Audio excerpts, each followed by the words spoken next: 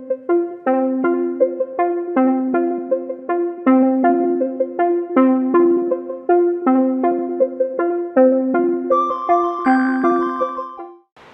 friends, I am Rajkumar Srivastav, a former law enforcement officer, and you have started watching my channel, Raj of the Law.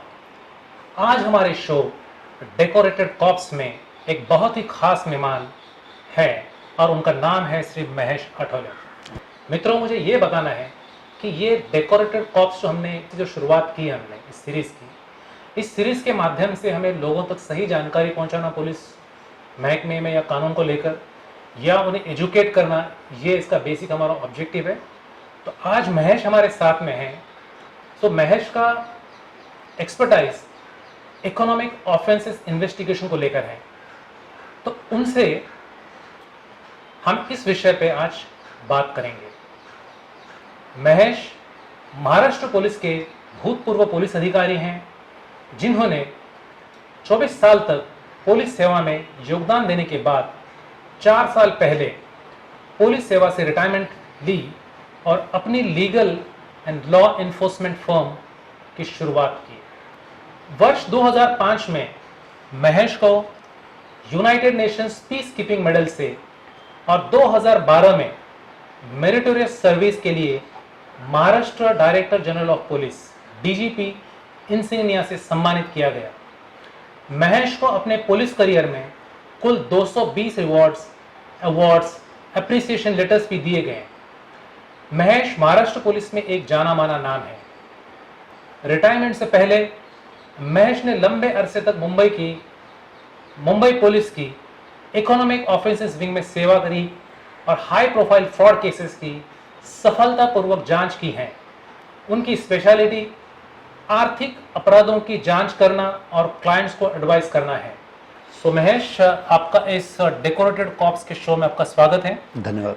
हमारे दर्शकों को काफ़ी कुछ सीखने मिलेगा आपसे, स्पेशली क्योंकि आज की दुनिया में सारे फ्रॉड जितने होते हैं, अधिकतर फ्रॉड आजकल इकोनॉमिक फ्रॉड्स हैं, तो उसमें आप क्लाइंट को एडवाइस करते हैं जो आपने पुलिस इन्वेस्टिगेशन सीखे हैं, पुलिस में रहते हुए आपको पता है। तो आपका जो आज जो डिस्कशन हमारे साथ होने वाला है, आई थिंक ये काफ़ी फ्रूटफुल होगा और जनता को इसमें से काफ़ी सीखने मिलेगा। तो हम लोग पहले क्वेश्चन की तरफ बढ़ते हैं महेश। जरूर। तो मेरा पहला सवाल ये है दर्शकों की तरफ से, आपने कितने वर्ष ईओडब्ल्यू में सेवा की है? मैं सन 2007 से लेकर 2015 तक ईओडब्ल्यू में कार्यरत था, तो लगभग 8 साल मैंने वहाँ पे सेवा की थी। तो आपने 8 साल ईओडब्ल्यू में एक जगह पे सेवा की है? जी। ओके, और ये कौन से समय का था, मतलब कब से कब तक बताया आपने? 2007 से लेकर 2015 तक। 2007 से लेकर 2015 तक, मतलब वो एक ऐसा दौर था कि जहाँ पर इकोनॉमिक ऑफेंस के बहुत बड़े केसेस हुए, जहाँ पर एक पब्लिक एट लार्ज का इंटरेस्ट भी इन्वॉल्व था, उसके अंदर काफी लोगों को उसका नुकसान भी हुआ है। तो क्या आप हमारे दर्शकों को मुंबई आर्थिक, क्या होता है महेश की, देखो अब जैसे लोगों को कंप्लेन फाइल करनी होती है मुंबई पुलिस या मुंबई इकोनॉमिक ऑफेंस विंग में, तो बहुत सारी मतलब अगर देखें तो प्रोटोकॉल पुलिस स्टेशन में और इकोनॉमिक ऑफेंस विंग में काफ़ी ज़मीन आसमान का फ़र्क है। भले आईपीसी सीआरपीसी सभी तरफ सेम है, लेकिन कहीं ना कहीं कन्फ्यूजन लोगों में होता है कि कंप्लेन कैसे करे, क्या है। तो मैं थोड़ा सा आप दर्शकों को ये बताना ज़रूरी है कि अब ये शाखा जो है आर्थिक गुने शाखा या इकोनॉमिक ऑफेंस विंग, ये कैसे काम करती है। तो मेरा पहला क्वेश्चन ये है कि ये मुंबई का जो ईओडब्ल्यू है या इकोनॉमिक ऑफेंस विंग, इसके थोड़ा ऑर्गेनाइजेशन स्ट्रक्चर के बारे में अगर लोगों को जानकारी देंगे तो उन्हें काफ़ी फायदा होगा। सबसे पहले तो ऐसा है कि ईओडब्ल्यू मुंबई जो है वो मुंबई पुलिस का ही एक अंग है, part and parcel of Mumbai police commissionerate. और जैसे पुलिस कमिश्नर है, is a captain of the team, और उनके अंडर है joint commissioner of police rank के ऑफिसर्स है, 5-6 ऑफिसर्स है। इसमें से एक ऑफिसर है जॉइंट सीपी ईओडब्ल्यू मुंबई। उनके फिर अंडर होते हैं 2 डीसीपी है।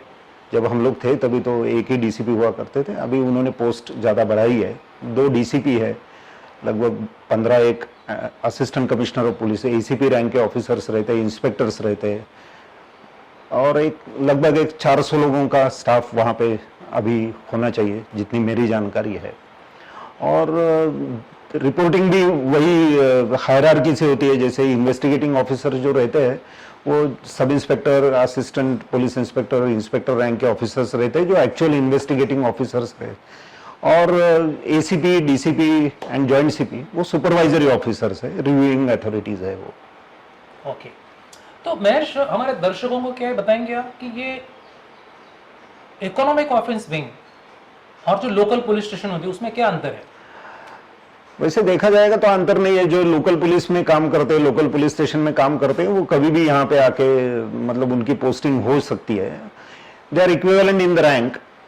एक जरूर कहा जा सकता है कि ईओडब्ल्यू मुंबई ये स्पेशलाइज्ड ब्रांच है। जैसे बहुत सारी स्पेशलाइज्ड ब्रांच है, सिर्फ ईओडब्ल्यू नहीं, एंटी करप्शन है, नार्कोटिक्स ब्यूरो है, इमिग्रेशन है, ये स्पेशलाइज्ड ब्रांच मानी जाती है जो पुलिस की। वैसे EOW is one of the specialised branch है। और ईओडब्ल्यू में काम करने वाले ऑफिसर्स को ट्रेन किया जाता है। उनको जब इंडक्शन होती है, उनकी जब आते हैं तब ट्रेनिंग होती है। सिर्फ ऑफिसर्स की नहीं, कांस्टेबल्स की भी होती है टू एन एक्सटेंट। होनी भी चाहिए, क्योंकि वहाँ का जो काम करने का तरीका है, वहाँ पे जो एक्सपेक्टेशंस है, दे आर डिफरेंट। जो लोकल पुलिस में काम करते हैं, रेगुलर पुलिस स्टेशन में जो तैनात रहते हैं, उनकी जो जिम्मेदारी है वो अलग है, और ईओडब्ल्यू के ऑफिसर्स की रिस्पॉन्सिबिलिटीज अलग होती है। तो ये ईओडब्ल्यू में किस प्रकार के शिकायतें प्राप्त होती है और उसका विभाजन कैसे किया जाता है? ईओडब्ल्यू में ऐसा है कि बेसिकली कभी भी एक फ्रॉड हो जाता है, या एक दो इंडिविजुअल्स है, दो पार्टीज है, दो एंटिटीज है, उन दोनों के बीच में जब भी कॉन्ट्रैक्ट फेलियर हो जाता है, अनबन हो जाती है कोई भी एक इकोनॉमिक ट्रांजैक्शन को लेके, that get converted into a complaint. और वो कंप्लेंट आती है तो कंप्लेंट आएगी तो अलग अलग फील्ड से आएगी नेचुरली। जैसे सबसे ज्यादा इकोनॉमिक एक्टिविटी होती है कोई भी बैंक में होती है, उसके बाद में होती है शेयर ट्रेडिंग या मार्केट्स में होती है, स्टॉक मार्केट्स में होती है। But at the same time investor related fraud भी होते हैं, जॉब रैकेटिंग भी होती है, एडमिशन के फ्रॉड भी होते हैं, लैंड से लेके या रियल एस्टेट से लेके भी फ्रॉड होते हैं जिसमें कंप्लेंट आती है। तो ऐसा एक डिवीजन है, लगभग एक 8-9 यूनिट है, जिसमें इंटेलेक्चुअल प्रॉपर्टी राइट का भी एक अलग यूनिट है, इन्वेस्टर्स का जो फ्रॉड होता है उसके लिए एक अलग सा यूनिट है, एमपीआईडी यूनिट उसको बोलते हैं। ऐसे 7-8 यूनिट है। तो मुझे जिस अभी आपने जो बताया उस पर से जानकर ऐसा लग रहा है कि आपका जो कहना है कि अगर डेडिकेटेडली कुछ टाइप के फ्रॉड्स के लिए, मतलब उसको फ्रॉड्स को विभाजन किया गया और उसके लिए डेडिकेटेड टीम्स है जिसकी स्पेशलिटी उस इन्वेस्टिगेशन में है, बिल्कुल, और वो इसीलिए इस तरह के इन्वेस्टिगेशन को अच्छी अंजाम दे पाते हैं, बिल्कुल इन्वेस्टिगेशन करके। तो महेश, मुझे ये पूछना है, ये जो ऑर्गेनाइजेशन स्ट्रक्चर आपने बताया, ये मुंबई के बारे में बताया आपने क्योंकि आपने मुंबई में काम किया, तो ये मोर और लेस मुंबई मेट्रोपॉलिटन और बाकी मेट्रोपॉलिटन में इसी तरह होता है, कुछ बहुत ज्यादा अंतर होता है? सबसे पहले हम महाराष्ट्र का स्ट्रक्चर समझ लेते हैं। महाराष्ट्र का जो पुलिस एडमिनिस्ट्रेशन है वो 2 हिस्से में बटा हुआ है। जैसे कि मेट्रोपॉलिटन सिटीज है और A tier cities, B tier cities है, वहाँ पे पुलिस कमिश्नरेट्स है। और जहाँ पे पुलिस कमिश्नरेट्स है वहाँ पे, जैसा मैंने बोला, लगभग सिमिलर स्ट्रक्चर पे उनका एडमिनिस्ट्रेशन होता है। ईओडब्ल्यू के बारे में डिस्ट्रिक्ट में महाराष्ट्र गवर्नमेंट ने 2011 में एक गवर्नमेंट रिजोल्यूशन लाया था, और हर एक डिस्ट्रिक्ट के अंदर मुफसिल जो एरिया है, रूरल एरिया है, रूरल एरिया के लिए उन्होंने एक विंग, अलग सी विंग, वही डिस्ट्रिक्ट के अंदर, वही सुपरिटेंडेंट ऑफ पुलिस के अंडर वहां पे उन्होंने फॉर्मुलेट की है। तो हर एक डिस्ट्रिक्ट में भी एक ईओडब्ल्यू आप पाओगे, हर एक डिस्ट्रिक्ट में भी। जहाँ पे शायद एसीपी रैंक के ऑफिसर है वो हेड करते हैं उसको, और उनके फिर नीचे इंस्पेक्टर्स है, बाकी का स्टाफ है। और लगभग यही स्ट्रक्चर जैसे मेट्रोपॉलिटन की मुंबई में है, वही आधार पे मोर और लेस इसी तरह बाकी सिटीज में भी होंगे इंडिया के? ऐसा है कि क्लासिफिकेशन ऑफ ऑफेंस तो वही रहेगा। अभी एडमिनिस्ट्रेटिव पावर या मतलब मैन स्ट्रेंथ के ऊपर डिपेंड करता है कि एक जिले में ऐसा हो सकता है कि एक 3-4 तरह के फ्रॉड एक टीम को दिए जाते होंगे, 2-3 तरह के फ्रॉड और दूसरी टीम को दिए जाते होंगे, ऐसा वो होता होगा। ये डिपेंड्स अपॉन उनकी स्ट्रेंथ कितने लोग उनके अंडर काम कर रहे हैं। मेरा मतलब ये मकसद पूछने का ये सवाल ये है क्योंकि जब अपने अपने सिटीज में, जैसे आप काम करते हो, अपने क्लाइंट्स को एडवाइस करते हो, तो आपका क्लाइंट सिर्फ मुंबई तक का नहीं होता है, मुंबई के बाहर से भी या राज्य के बाहर से भी क्लाइंट आपके पास में आते हैं, आपसे डिस्कस करता हूँ, हमें तो मालूम पड़ता है कि फलाने क्लाइंट ने आपको दिल्ली से कॉल किया या कोई हैदराबाद से कोई आया। जब भी आपको कुछ मदद की जरूरत पड़ती है, मैं पूछता हूँ कि कलकत्ता में कोई स्टोर से, तो आप बताते हैं हाँ मैं किसी को जानता हूँ। मतलब कहने का मतलब ये कि मोर और लेस जो प्रोटोकॉल थोड़ा बहुत इसी तरह फॉलो होता है। बिल्कुल बिल्कुल।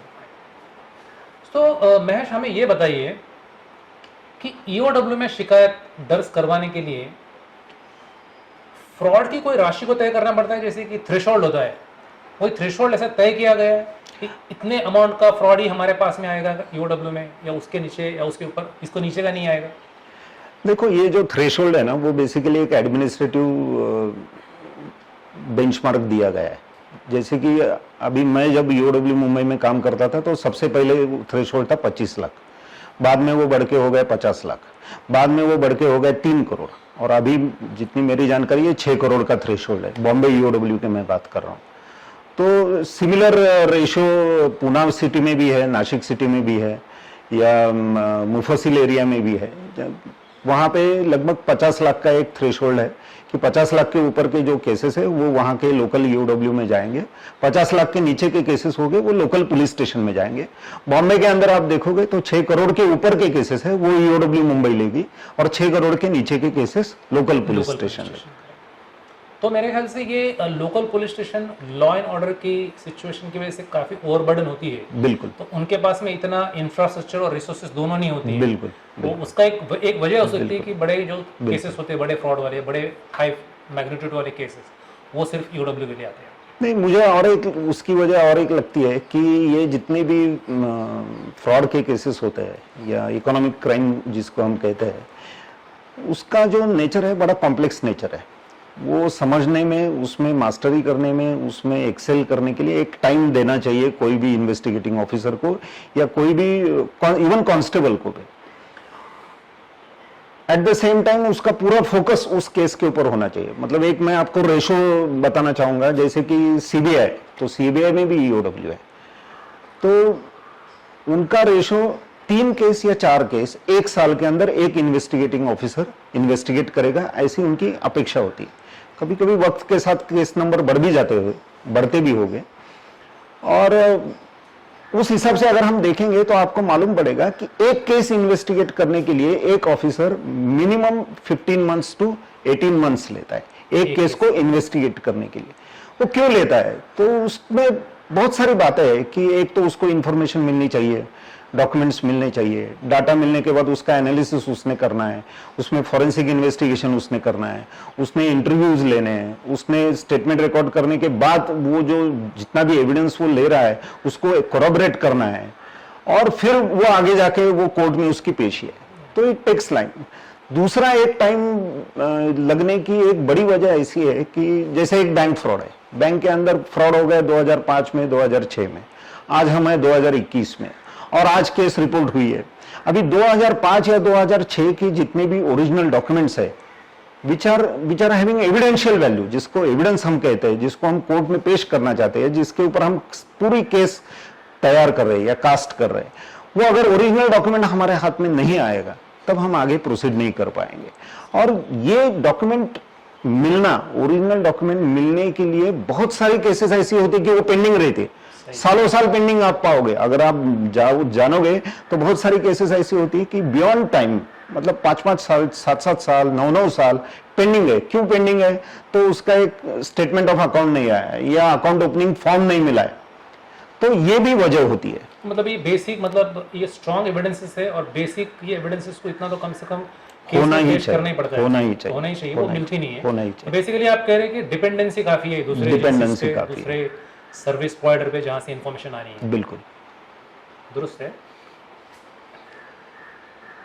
तो हमें ये बताइए कि जब ईओडब्ल्यू में अगर किसी को अपनी कंप्लेन फाइल करनी हो तो ईओडब्ल्यू में कैसी कंप्लेन फाइल की जाती है, किसके नाम पर एड्रेस करना पड़ता है कंप्लेन, और किसको दी जाती है, और बाद में उसका फॉलोअप कैसे होता है? मैं दर्शकों की जानकारी के लिए बताना चाहूँगा कि कोई भी कंप्लेंट अगर आप पुलिस थाने में जाते हो या फॉर दैट रीजन ईओडब्ल्यू में भी जाते हो, तो उसके पीछे बहुत सारी एक एक्सरसाइज होती है। वो एक्सरसाइज होने के बाद आपको कंप्लेंट फाइल करनी है, तो आपको, अगर आप बॉम्बे में हो तो joint commissioner of EOW Mumbai, इनको एड्रेस करके आपको वो करनी चाहिए। कमिश्नर ऑफ पुलिस मुंबई के नाम से एड्रेस करना है आपको, और उस कंप्लेंट को ईओडब्ल्यू में सबमिट करना है। आप जब कंप्लेंट ईओडब्ल्यू में सबमिट करते हो तो उसके बाद उनकी एक इंटरनल स्क्रूटिनी, वो स्क्रूटिनी होने के बाद then they come to decision कि whether this complaint will be taken up by EOW Mumbai or it will be sent to some other agencies or to local police station. क्योंकि EOW Mumbai का जो mandate है वो mandate बड़ा स्पष्ट है। स्पष्ट ऐसा है कि जो कॉम्प्लेक्स नेचर केसेस है, जिसमें बहुत बड़ा पब्लिक इंटरेस्ट इन्वॉल्व है, जिसमें बहुत इनडेप्थ इन्वेस्टिगेशन की या प्रोफेशनल स्किल्स की जरूरत है, ऐसे ही केसेस ईओडब्ल्यू मुंबई में लेना चाहिए, ऐसा ईओडब्ल्यू का अपना खुद का मैनुअल कहता है। और ऐसे केसेस जो मतलब हर एक को तो ऐसा लगता है कोई भी कंप्लेनेंट होगा तो उसके लिए तो उसकी केस सबसे बड़ी होती है दुनिया के अंदर, मगर ऐसा नहीं है। Investigation point of view cases classified होती है। कुछ केसेस ऐसी होती है जो लोकल पुलिस स्टेशन के लेवल पे भी इन्वेस्टिगेट हो सकती है। कुछ केसेस ऐसी होती है जिसके लिए आपको प्रोफेशनल हेल्प की जरूरत है, प्रोफेशनल स्किल्स की जरूरत है और बहुत टाइम कंज्यूमिंग भी है। और उसका इन्वेस्टिगेशन का जो ये है बोलते हैं ना एक्सटेंट है, वो पैन इंडिया हो सकता है, बाहर के स्टेट्स में मल्टी स्टेट्स हो सकता है, मल्टी रैमिफिकेशंस उसमें है, या बाहर की एजेंसी के साथ में भी आपको इंटरेक्ट होना पड़ सकता है। तो ऐसे सारे केसेस ईओडब्ल्यू मुंबई में इन्वेस्टिगेट किए जाते हैं। आप जब केस उनको सबमिट करते हो तो यूजुअली आप केस के साथ में जितने एनेक्शर्स है, जितनी आपकी सारी जानकारी है, वो आपने सबमिट करना जरूरी है। सबमिशन के बाद आपको बुलाया जाएगा, आपको बकाया उनसे एक लेटर आएगा कि we are in receipt of your complaint, you please attend this office on so and so date and meet so and so person who is designated for the purpose of inquiry of your complaint. फिर उसके बाद EOW में preliminary inquiry होती है। Preliminary inquiry के अंदर भी preliminary inquiry is as good as investigation of any case. जैसे हम इन्वेस्टिगेशन आप भी किया है, आपने भी किया है, मैंने भी किया है। तो इन्वेस्टिगेशन में क्या होता है, बेसिकली हम स्टेटमेंट्स रिकॉर्ड करते हैं, हम फिजिकल एविडेंस कलेक्ट करते हैं, हम जो एविडेंस हमने कलेक्ट किया है उसका हम कोरैबोरेशन करते हैं विद द एलिगेशंस। मतलब एलिगेशंस जो कंप्लेंट में मेंशन किए हैं विजा विज एविडेंस कलेक्टेड, वो हम उसको कोरैबोरेट करते हैं। वो प्रिलिमिनरी इंक्वायरी के स्टेज पे भी होता है। प्रिलिमिनरी इंक्वायरी में ही क्लियर होता है whether this case will stand to the scrutiny of court और नॉट। ये बहुत बड़ा एक पड़ाव है, या जिसको हम बोलते हैं ना कि एक बेंचमार्क है, उसको क्रॉस करना बहुत जरूरी है कि आप योर केस और your complaint should stand to the scrutiny of preliminary inquiry. Preliminary inquiry आपकी हो गई, जिसमें आप में मतलब आपकी केस में अगर उतना दम है, आपके एलिगेशंस में सही है और आपके एलिगेशंस के मुताबिक उनको फैक्ट्स आइडेंटिफाई हुए हैं, then they will submit a report. Internal report submit होती है प्रिलिमिनरी इंक्वायरी के टाइम पे, और प्रिलिमिनरी इंक्वायरी के बाद उसके ऊपर केस रजिस्टर होती है। ओके, तो महेश, मैं एक दर्शकों की तरफ से एक सवाल पूछना चाहूंगा आपको। जहां तक दर्शक समझते हैं उनका कहना ऐसा है, बहुत से दर्शकों का मानना ऐसा है कि जब भी कोई पुलिस के पास में एक कॉग्निजेबल कंप्लेंट, जहां पर पुलिस कॉग्निजेबल मतलब दखल ले सकती है उस कंप्लेंट की, अगर वो कंप्लेंट लेके आती है तो पुलिस ने तुरंत धारा 154 सीआरपीसी के तहत इमीडिएटली एफआईआर फाइल करनी होती है। तो इस केसेस में आपने जो प्रिलिमिनरी इंक्वायरी के बारे में बताया, तो यहाँ पर इमीडिएटली एफआईआर क्यों फाइल नहीं होती? नहीं, ये बड़ा बहुत इंटरेस्टिंग क्वेश्चन है आपका। ऐसा है कि ये तो बराबर है, ये कॉमन नॉलेज है कि सेक्शन 154 ऑफ सीआरपीसी सेज कि as soon as any police officer is in receipt of a complaint of a cognizable offence, उसने केस तुरंत रजिस्टर करनी चाहिए और he should proceed with the investigation. ये एक बराबर है, मैं मानता हूं उस चीज को। But at the same time Lalita Kumari versus state of Uttar Pradesh का जो जजमेंट आया था, उस जजमेंट में भी ये बात हो गई, constitutional bench of supreme court ने ये मान लिया कि 5 टाइप ऑफ इंसिडेंसेस और 5 टाइप ऑफ इवेंट्स जिसके अंदर पुलिस को टाइम देना चाहिए for the purpose of making preliminary inquiries. अभी आप पूछोगे कि ललिता कुमारी का जजमेंट तो 2013 में आया, उसके पहले भी पुलिस के पास जब भी कोई भी ऐसी कंप्लेंट जाती है तो पुलिस पहले उसका, हम जैसे आप भी जानते हो कि पुलिस स्टेशन में ऐसे कंप्लेंट आती है तो हम बोलते हैं चलो एप्लीकेशन ले आओ, फिर हम एप्लीकेशन इंक्वायरी करते हैं। तो उसके लिए भी हमारे पास आधार था, मुंबई पुलिस मैनुअल के अंदर वो प्रोविजन थी for the purpose of making application inquiry. हमारे सिस्टम के अंदर सबसे पहले प्रिलिमिनरी इंक्वायरी का इंट्रोडक्शन किया था सेंट्रल ब्यूरो ऑफ इन्वेस्टिगेशन में। सेंट्रल ब्यूरो ऑफ इन्वेस्टिगेशन के प्रिलिमिनरी इंक्वायरी के ऊपर भी इसके पहले भी पिटिशंस हुए थे, सुप्रीम कोर्ट तक वो पिटिशंस गए थे और उन्होंने खुलकर बोला था कि ये हमने अपनी एक इंटरनल मैनुअल है, वो मैनुअल के हिसाब से वी आर एंटाइटल्ड, हम लोग ये ऐसे प्रिलिमिनरी इंक्वायरी कर सकते हैं। I think now time has travelled a lot, बहुत सारा स्थित्यंतर हो गया है, बहुत सारे पॉजिटिव चेंजेस भी हो गए। अभी सुप्रीम कोर्ट ने भी ये मान लिया है कि जो इकोनॉमिक ऑफेंसेस के बारे में कंप्लेंट है या एंटी करप्शन के बारे में जितनी कंप्लेंट है या मैरिटल डिस्प्यूट के बारे में कंप्लेंट है या कोई डिलेड कंप्लेंट आती है जिसके अंदर पुलिस अगर चाहती है तो पुलिस उनको 45 दिन तक 45 डेज तक उसकी प्रिलिमिनरी इंक्वायरी करे, बट वो inquiry in a prescribed manner करे। उसके लिए भी एक मैनर दिया हुआ है, एक पुलिस को बताया गया है कि आप इंक्वायरी करोगे तो आप इस ढंग से उसको करना है। मतलब ऐसा नहीं है कि आपने एक एप्लीकेशन ले लिया, उसको प्रिलिमिनरी इंक्वायरी का नंबर दे दिया और रख दिया बाजू में और 45 दिन के बाद आपने कुछ किया, नहीं। You will have to justify कि आपको 45 दिन क्यों लगे, या हो सकता है कि 45 दिन से ज्यादा वक्त भी लगता है। कुछ कुछ केसेस ऐसे होते हैं कि जिसमें बहुत सारा ये करने के बाद भी you can not come to a conclusion, ये भी सिचुएशन होती है। बहुत बड़ी मतलब बहुत महत्वपूर्ण जानकारी है। अदरवाइज कॉमन मैन के लिए ये समझना मतलब एक ऐसा होता है कि हमने कंप्लेंट फाइल की, पुलिस ने कंप्लेंट ली नहीं हमारी या उस पर एक्ट नहीं किया, ये थोड़ी कॉमन नाराजगी होती है लोगों में। लेकिन आपने जो समझा, आई थिंक ये लॉ का जो प्रावधान है या सुप्रीम कोर्ट के जजमेंट के बारे में बताया आपको, I think this would be very useful for the audience. I think जब भी आपका जो वीडियो लोग देखेंगे तो उनको समझ में आएगा कि ये फॉलो कर सकते हो। दूसरी एक बात है कि ये चलो जब पीई या प्रिलिमिनरी इंक्वायरी हो जाती है, ईओडब्ल्यू अपना मन बना लेती है कि चलो भाई हमें एफआईआर फाइल करनी है, तो ईओडब्ल्यू एफआईआर कहाँ फाइल करती हो? Per se economic offence wing को पुलिस स्टेशन का दर्जा दिया गया नहीं है एज पर महाराष्ट्र पुलिस। मतलब economic offence wing police station उनका मतलब पावर्स नहीं, उनके पास पुलिस स्टेशन की पावर्स नहीं है। They are not police station, they are a specialized agency, they are part and parcel of Mumbai police, but they are not police station. तो अगर आपको केस रजिस्टर करनी है, even EOW goes to local police station जहां पे jurisdiction है, वो jurisdiction में जाते हैं, वहां पे केस रजिस्टर करते हैं और एक एडमिनिस्ट्रेटिव ऑर्डर इश्यू होता है कि this investigation of this case आप ईओडब्ल्यू मुंबई को ट्रांसफर करोगे। वो जो पुलिस स्टेशन इंचार्ज है उसको ऑर्डर्स आते हैं, then that gets transfer to EOW Mumbai. Okay, I think ये भी बहुत इंपॉर्टेंट है क्योंकि अदरवाइज लोगों का कहना है कि हमने क्राइम ब्रांच को या ईओडब्ल्यू को कंप्लेन दी मतलब वहीं फाइल हो जाएगी। ऐसा नहीं होता है कि लोकल जुरिडिक्शन जो है उस वाकया का या उस इंसिडेंस का, तो उस लोकल पुलिस स्टेशन पे कंप्लेन या एफआईआर फाइल होगी और उसके बाद में इन्वेस्टिगेशन। बिल्कुल। तो इस तरह की जब कंप्लेन आती है, I am talking about complaints not the FIR, इसको बंद करने में, इंक्वायरी करके एक नतीजे पे पहुंचने या बंद करने के लिए कितना समय लगता है? आपने बताया कि 45 दिन में इसका निर्णय होना चाहिए, पर यूजुअली प्रैक्टिकली कितने दिन लगते हैं इसको? नहीं, आइडियली 45 डेज का है। फिर आप ईओडब्ल्यू मैनुअल देखोगे तो उसमें तो 30 दिन का है। But at the same time अगर आप रिकॉर्ड को देखोगे तो कुछ कुछ प्रिलिमिनरी इंक्वायरीज सालों साल भी चलती है। अच्छा, या चल भी सकती है, चल सकती है। तो ऐसा है कि प्रिलिमिनरी इंक्वायरी का जो क्लोजर रिपोर्ट है, अगर आप देखोगे तो प्रिलिमिनरी इंक्वायरी के क्लोजर रिपोर्ट में ही बहुत सारी बातें स्पष्ट होना बहुत जरूरी है।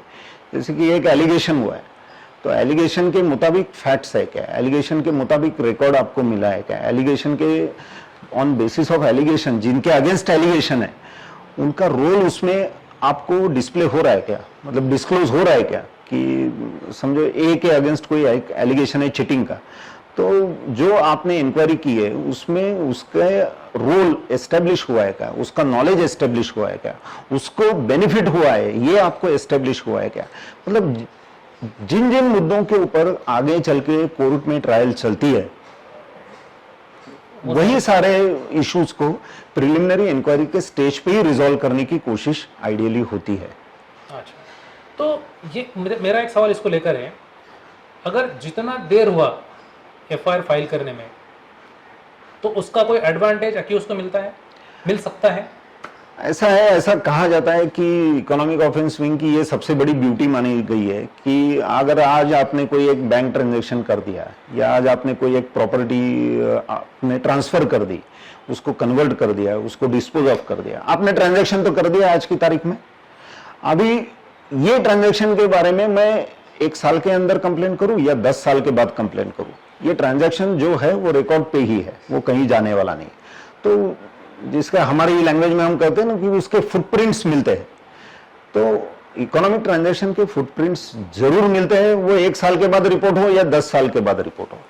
तो फ्रॉम दैट एंगल उसके ऊपर कोई इंपैक्ट नहीं आता, इस चीज को मैं मानता हूं। दूसरा अगर पर्सपेक्टिव आप देखोगे या दूसरे एंगल से देखोगे, तो जिसने ऐसा कोई एक ऑफेंस किया है, जैसे कि उसने एक जॉब रैकेटिंग चलाई है, अब जॉब रैकेटिंग चलाने के बाद उसने 50 लड़कों के साथ पैसा ले लिया कि मैं आपको गल्फ में जॉब देता हूं, आप पासपोर्ट जमा करो, लाख रुपए 1.5 लाख रुपए जमा करो, वो पैसा ले लिया, भाग गया। वो 50 लड़कों ने लोकल पुलिस स्टेशन में ईओडब्ल्यू मुंबई में कंप्लेन कर दी, ईओडब्ल्यू ने उसकी जांच कर दी, वो ऑफेंस रजिस्टर होने में समझो 1 साल का टाइम लगा। अभी ये 1 साल के अंदर वही बंदा जिसने बॉम्बे के अंदर ये एक जॉब रैकेटिंग की है या एक फ्रॉड किया है, वही चेन्नई में जाता है, वही हैदराबाद में जाता है, वही बेंगलोर में जाता है, दिल्ली में जाता है, लखनऊ में जाता है, अलग अलग जगह जाके वो ये सारे ऑफेंसेस करता है। तो आपका सवाल ऐसा था कि वेदर इट इम्पैक्ट्स, तो it do impacts as far as victimization of people is concern. मतलब आज उसने 50 लोगों को ये इस तरह से ठगा है, आज ही अगर उसके ऊपर एक्शन होगी तो आने वाले 500 लोग या 5000 लोग बच जाएंगे। बट अगर आपके एक्शन डिले हो गई तो वो नुकसान समाज का जरूर होने वाला है। राइट। तो महेश, मैं भी कॉर्पोरेट एडवाइजर हूँ, कॉर्पोरेट्स को एडवाइस करता हूँ फ्रॉड इन्वेस्टिगेशन में। एक बहुत बार एक लोगों के अंदर एक मिथ्य है या मिथ है कि जब वो पुलिस को जब कंप्लेन फाइल करनी होती है पुलिस के पास या एप्लीकेशन देना होता है, उसी वक्त तो इतनी तैयारी करते हैं कि उनका सब कुछ, मतलब वो पहले से क्वेश्चन पूछ जाते हैं कि अरे सर आप बताइए कि ये एविडेंस, ये सारे इन्वेस्टिगेशन के जो भी रिकॉर्ड्स हमारे पास में है ओरिजिनल, ये देने पड़ेंगे क्या। तो मतलब एक कॉमन पब्लिक को बताइए आप कि जब कंप्लेन आप फाइल करने जा रहे हो या एप्लीकेशन फाइल करने जा रहे हो, तो आपको ये सारे एविडेंसेस जो आपके पास में है, प्राइमरी एविडेंस जो मतलब एक्चुअल एविडेंसेस है, तो ये सारी आपको आपके एप्लीकेशन के साथ में सबमिट करनी होती है इंक्वायरी के समय। इंक्वायरी के समय ऐसा है कि कुछ ऐसा हो सकता है कि वो ओरिजिनल कुछ डॉक्यूमेंट्स आपके पास हो, जैसे कि अगर एक बैंक अकाउंट के बारे में हम बात करें तो उसका एक अकाउंट ओपनिंग फॉर्म है, सिग्नेचर वेरिफिकेशन कार्ड है, या कोई एक लोन प्रपोजल है तो उसका एक लोन एप्लीकेशन है, या जो लोन प्रोसेस हुआ था तो उसके सारे पेपर्स है जो इंटरनल कोई एक इंस्टीट्यूशन के अंदर होते हैं, वो ओरिजिनल डॉक्यूमेंट्स है जो जिनको एविडेंस पॉइंट ऑफ व्यू बहुत बड़ा महत्व है। तो इंक्वायरी के स्टेज पे आप उसका जेरोक्स कॉपी सबमिट करो, आप कहो कि we are relying on the xerox copies and we are ready to produce the originals as and when required. क्योंकि जरूर जब आपकी केस रजिस्टर हो जाएगी, एफआईआर रजिस्टर हो जाएगी, तो आपको सारे ओरिजिनल डॉक्यूमेंट सबमिट करने ही है। Police can not prosecute somebody on only on basis of xerox copies. जहां पे ऐसा हो सकता है कि ओरिजिनल डॉक्यूमेंट ही नहीं है, कुछ जेरोक्स कॉपी ही है, जिसको हम लीगल लैंग्वेज में बोलते हैं सेकेंडरी एविडेंस है, वो सेकेंडरी एविडेंस के हिसाब से आप सबमिट करते हो, उसके ऊपर काम चलता है नहीं चलता है वो बात की बात है। बट आपको original document at the time जब आपकी एफआईआर रजिस्टर हो जाएगी तो आपको सबमिट जरूर करने हैं। आपका ओरिजिनल क्वेश्चन ये था कि क्या मैं प्राइमरी कंप्लेन कर रहा हूं, शुरुआत में कंप्लेन की कर रहा हूं, तो मुझे क्या डॉक्यूमेंट सबमिट करने चाहिए। आप जेरोक्स कॉपी सबमिट करो और कहो कि yes I am having position of original documents, जब जरूरत लगेगी मैं उसको प्रोड्यूस करूंगा। राइट। एफआईआर होने के पहले पुलिस ऑफिसर आपके ओरिजिनल डॉक्यूमेंट्स ले नहीं सकते, लेकिन जैसे एफआईआर फाइल हो जाती है पुलिस को पावर आ जाती है, तो अंडर वो पावर्स के अंडर वो सारे ओरिजिनल डॉक्यूमेंट्स ले सकते हैं आपसे या सीज भी कर सकते हैं किसी और के पास से। तो अभी दूसरा सवाल ये है कंप्लेन को लेकर, अगर किसी व्यक्ति ने किसी और व्यक्ति के खिलाफ चीटिंग या फ्रॉड की कंप्लेन दी है और वहां पर उसने एविडेंसेस भी सबमिट किए जो रिलेवेंट एविडेंसेस है, और बाद में होता है ऐसे कि दोनों के बीच में मामला मतलब निपट जाता है या सुलह होती है उनके बीच में, तो इस केसेस में, इस तरह के केसेस में उसको अपना पैसा मिल जाता है, लेकिन रिकॉर्ड पे तो सारा एविडेंस है, सारी चीटिंग फ्रॉड की सब सारी एविडेंसेस नजर आ रही है, तो इस केसेस में वो कंप्लेन इंक्वायरी स्टेज पे विड्रॉ कर सकता है क्या? अभी ऐसा है कि आप मुझे कह रहे हो कि this is a dispute between two individuals, तो आपका जो कहना सही है, वो विड्रॉ कर सकता है। तो कभी ऐसा होता है कि इन्वेस्टर रिलेटेड फ्रॉड में भी होता है, कि कोई एक आदमी है जिसने एक इन्वेस्टमेंट फर्म में कुछ पैसा लगाया है, कुछ 5 लाख रुपए उसने लगाया है, उसके लिए उसने यूडब्ल्यू मुंबई में कंप्लेंट की है। कंप्लेंट करने के बाद जिसके अगेंस्ट कंप्लेंट है वो और कंप्लेनेंट में आपस में सुलह हो गई, उसने उसको 5 लाख रुपए दे दिए, उसने कंप्लेंट विड्रॉ कर दी। As far as complaint of that particular individual is concern, वो बराबर है, वो क्लोज हो गई, उसमें कोई प्रॉब्लम नहीं इंक्वायरी स्टेज के ऊपर। Same ratio can be applied at the time of even, जैसे कि एफआईआर रजिस्टर हो गई और चार्जशीट कोर्ट में चली गई है, वो टाइम पे भी ऐसे ही रेशो अप्लाई कर सकते हैं जब तक मामला 2 व्यक्तियों के बीच है। अगर इसमें कोई एक आध इंस्टीट्यूट इन्वॉल्व है, जैसे कोई एक बैंक इन्वॉल्व है, या इसमें मोर देन 1 विक्टिम है, मतलब इन्वेस्टर रिलेटेड फ्रॉड में ऐसा होता है कि बहुत सारे विक्टिम्स होते हैं, 500 विक्टिम होते हैं, 1000 विक्टिम होते हैं। स्पीक एशिया जैसे फ्रॉड में 22 लाख विक्टिम है, वैसे देखा जाएगा तो 22 लाख 22 लाख, क्योंकि उतने इन्वेस्टर्स है उसमें। तो उसमें अगर मैं ओरिजिनल कंप्लेनेंट हूं, मैंने मेरे सिग्नेचर से अगर मैंने एफआईआर रजिस्टर की है और उसके ऊपर पुलिस ने इन्वेस्टिगेशन किया है, और कल मैं जाके कोर्ट के सामने जाके एफिडेविट फाइल करूंगा और मैं बोलूंगा my dispute is been settled और मुझे रीएम्बर्समेंट मिला है, अभी I am not interested in pursuing this particular complaint, उससे काम नहीं बनेगा। क्योंकि apart from him there are other victims, तो वो केस प्रोसिक्यूट होगी, वो आगे कोर्ट में भी चलेगी। और अगर ऐसा है कि इन दोनों पार्टियों को ऐसा आपस में सुलह करना है, again coming back to original proposition की complaint is between only 2 individuals, एक एक्यूज है और एक कंप्लेनेंट है, और उनको आपस में सुलह करनी है, there are ways and means कि वो कोर्ट के सामने जाके भी कह सकते हैं, एफिडेविट फाइल कर सकते हैं, कह सकते हैं कि हमारा डिस्प्यूट हमने रिजॉल्व कर दिया। तो आप ये कह रहे हैं कि एफआईआर फाइल होने के पश्चात अगर मुझे कंप्लेंट वापस लेनी है या एफआईआर अगर खारिज करवानी है तो मुझे कोर्ट में जाना पड़ेगा। बिल्कुल। तो वो पुलिस के पास में मामला बिल्कुल सुलझता नहीं। बिल्कुल, एफआईआर रजिस्टर होने के बाद आपको कोर्ट में उसमें कोई कोर्ट है कि जैसे कि मेट्रोपॉलिटन कोर्ट में जाए, वो क्या ट्रायल कोर्ट में जाए या किसी मतलब नहीं, यूजुअली ऐसा होता है कि अगर 2 व्यक्ति या 2 इनके बीच में कोई सुलह हो जाती है तो वो एक क्वैशिंग पिटिशन फाइल करते हैं अंडर सेक्शन 482, रिट फाइल होती है हाई कोर्ट में, और हाई कोर्ट के सामने वो जाके कहते हैं कि हमारा डिस्प्यूट हमने अभी we have decided to amicably settle and हम लोगों को इसको कोई परस्यू नहीं करना है। तो उस केसेस में हाई कोर्ट कॉस्ट लगाती है, because ultimately you are using government machinery for the purpose of settling your own personal dispute, तो उसमें कॉस्ट होती है। हाई कोर्ट एक कॉस्ट जरूर लगाती है, दोनों पक्षों के ऊपर लगाती है, कंप्लेनेंट के ऊपर भी लगाती है और एक्यूज के ऊपर भी लगाती है। तो ये इंक्वायरी स्टेज पे जब एप्लीकेशन फाइल होती है तो इंक्वायरी स्टेज पे आपके अनुभव के हिसाब से कितने प्रतिशत ऐसे मामले सेटल हो जाते होंगे इंक्वायरी स्टेज पर?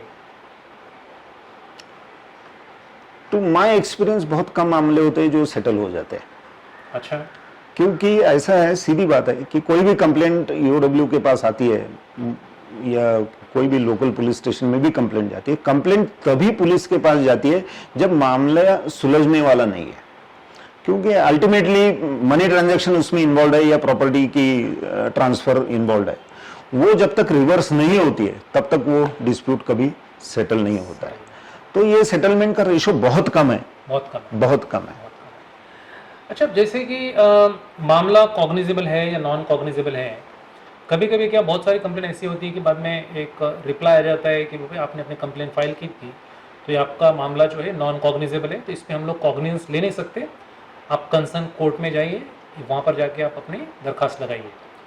तो इस तरह के केसेस में जब एक नतीजे पे पहुँचती है जांच एजेंसी, तो उसमें ये नतीजे पे पहुंचने के लिए कि इसमें कॉग्निजेंस है या नॉन कॉग्निजेबल है, ये डिसाइड करने के लिए कितना वक्त लगता है यूजुअली?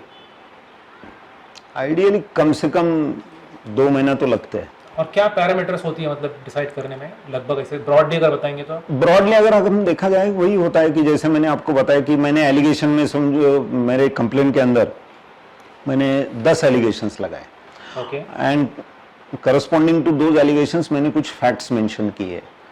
अब अगर वो फैक्ट्स और allegation if they go hand in hand, मतलब कोरैबोरेट हो जाएंगे, तो yes the matter is cognizable, offence is disclosed and which needs to be registered and investigated.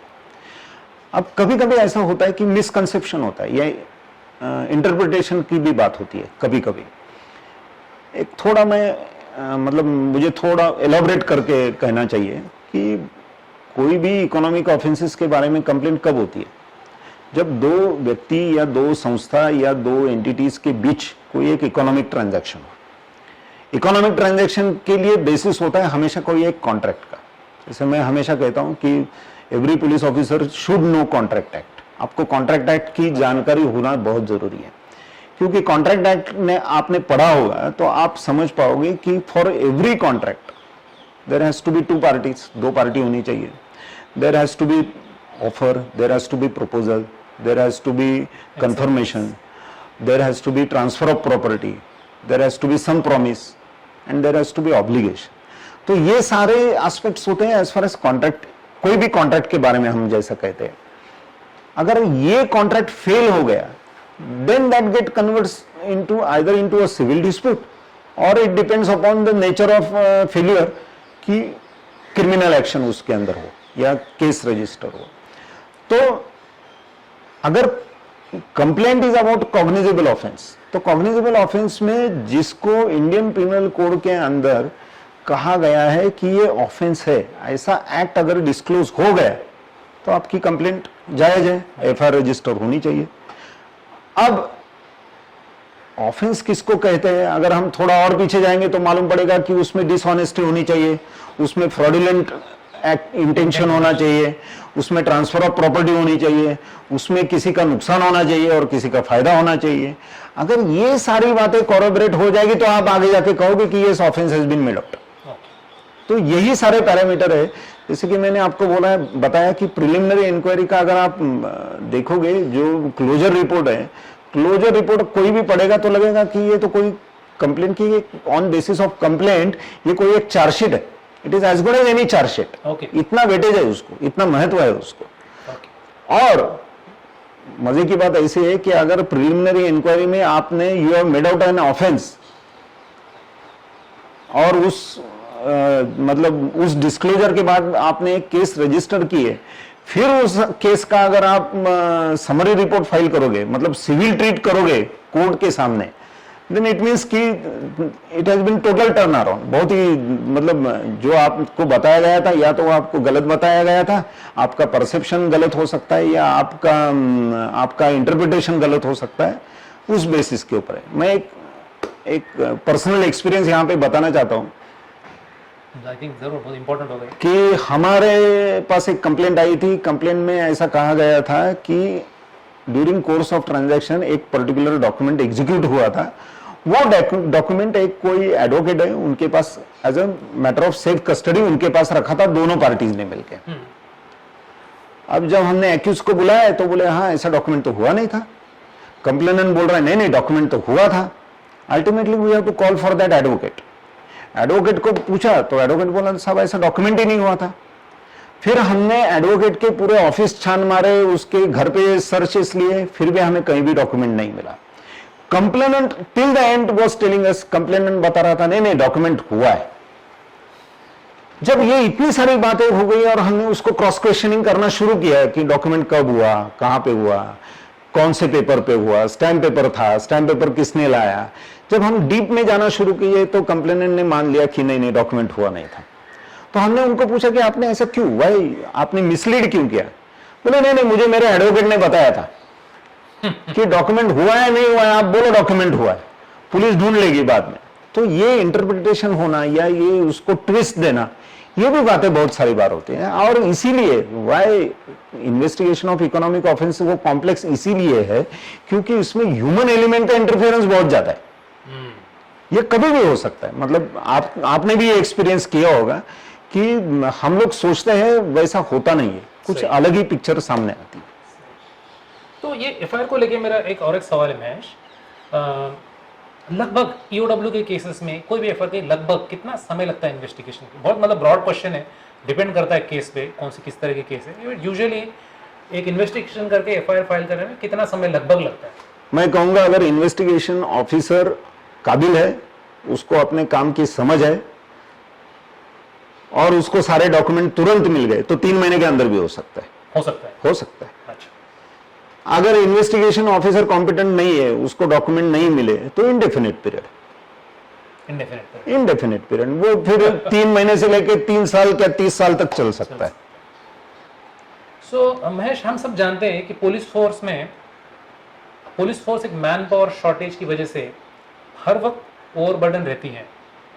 क्या ये चैलेंज इन्वेस्टिगेशन के काम को अफेक्ट करता है आज भी? जरूर करता है, क्योंकि ये स्पेशलाइज्ड एजेंसी है पुलिस स्टेशन के, जैसे लॉ एंड ऑर्डर नहीं है इनके पास, इसके बावजूद भी मतलब नहीं जरूर करता है। हम अपेक्षा कर रहे हैं पुलिस से कि कोई एक इन्वेस्टिगेशन, जैसे मैंने अभी बोला कि अगर वो काबिल है, but at the same time उसकी कैपेसिटी है या नहीं है, उसको एट अ टाइम कितने केसेस का इन्वेस्टिगेशन करना है। अच्छा, सिर्फ इन्वेस्टिगेशन नहीं करना है, फिर आप पुलिस में काम करते हो, कोई भी नेचुरल कैलेमिटी आ गई तो आपको बंदोबस्त के लिए भी जाना पड़ता है।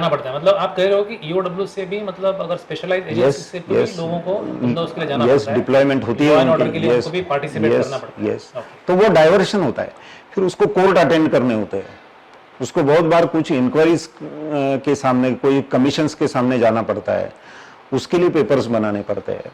और मेरा ओन एक्सपीरियंस मैं आपको बताता हूं, अगर आप मुझे बताओगे, बोलोगे कि सर मेरी ऐसी फलानी कंप्लेंट है, अगर मुझे उस सिस्टमेटिकली उस कंप्लेंट को लेना है, कम से कम 4 घंटा से 5 घंटा लगता है just to prepare your statement of say 8 pages और 10 पेजेस, क्योंकि बहुत सारे फैक्ट होते हैं, बहुत सारे सवाल पूछने पड़ते हैं, बहुत सारे पेपर्स रिफर करने पड़ते हैं, कोलैबोरेट करना पड़ता है, क्रोनोलॉजिकली उस सीक्वेंस को बिठाना पड़ता है, तब जाके एक स्टेटमेंट बनती है। यू कैन अंडरस्टैंड, एक केस के अंदर कम से कम 12 या 15 विटनेस की तो स्टेटमेंट होती है मिनिमम। मतलब ईओडब्ल्यू तो ज्यादा होती है, मैं मिनिमम की बात कर रहा हूं। तो उतना टाइम कंज्यूमिंग वो प्रोसेस है। उस हिसाब से मैं कहूंगा, फिर भी आइडियली अगर इन्वेस्टिगेशन ऑफिसर समझता है तो वो 3 महीने से लेके समझो 12-15 महीने के अंदर एक केस रजिस्टर कर सकता है, कंप्लीट कर सकता है। सो महेश, आप मेरे बात से सहमत होंगे, कुछ वर्ष पहले मुंबई पुलिस फोर्स में इंफ्रास्ट्रक्चर और खास करके टेक्नोलॉजी इतनी, मतलब मुंबई पुलिस टेक्नोलॉजिकली इतनी साउंड नहीं थी, शायद हो सकता है 10-15 साल पहले। आज काफ़ी स्थिति में सुधार है। तो क्या आज इंफ्रास्ट्रक्चर की अवेलेबिलिटी की वजह से इन्वेस्टिगेशन का समय कम हुआ, या कुछ और मजबूरियां हैं कि उतना ही समय आज भी लगता है? नहीं, technology has really helped us a lot, और टेक्नोलॉजी के चलते बहुत सारे काम अब बहुत इजी भी हो जाते हैं। इसके अभी मुझे पुणे से कोई डॉक्यूमेंट मंगाने हैं तो फिजिकली भी मैंने मंगाने की जरूरत नहीं, 300 पेजेस हो या 1000 पेजेस हो, 1000 पेजेस वहीं पे स्कैन करके तुरंत 2 घंटे में मेरे पास आ सकते हैं। तो ये टेक्नोलॉजी का बहुत बड़ा एडवांटेज हमें है। टेक्नोलॉजी के वजह से हमें एनालिसिस में बहुत सारी मदद मिलती है। जैसे कि मुझे बैंक अकाउंट का, मुझे फंड फ्लो निकालना है, तो मुझे बैंक अकाउंट की स्क्रूटिनी करनी पड़नी है, डेबिट कितने, क्रेडिट कितने, कौन कौन से पार्टीज को डेबिट गए, क्रेडिट कहाँ से आए, अगर वो मुझे देखना है। अगर वही बैंक स्टेटमेंट अगर मुझे डिजिटल फॉर्मेट में मिलता है तो मैं एक्सेल शीट पे जाके 2 घंटे में या 3 घंटे के अंदर में एक fund flow as far as that statement is concern वो मैं बना सकता हूँ। तो technology has helped us a lot, उसके बारे में मतलब कोई सवाल ही नहीं है।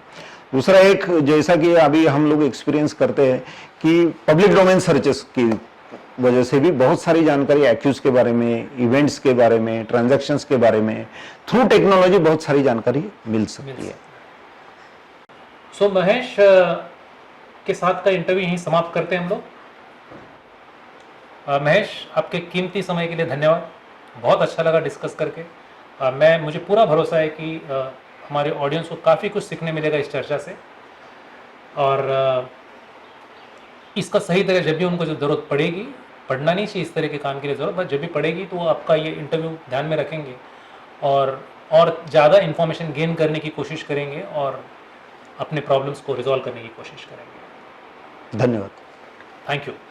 तो मित्रों, आशा करता हूं कि आज का ये economic office wing and approach towards it आप सभी को काफी पसंद आया होगा। If you like the video then please subscribe to my channel and press the bell icon to get a new video update. Thank you so much.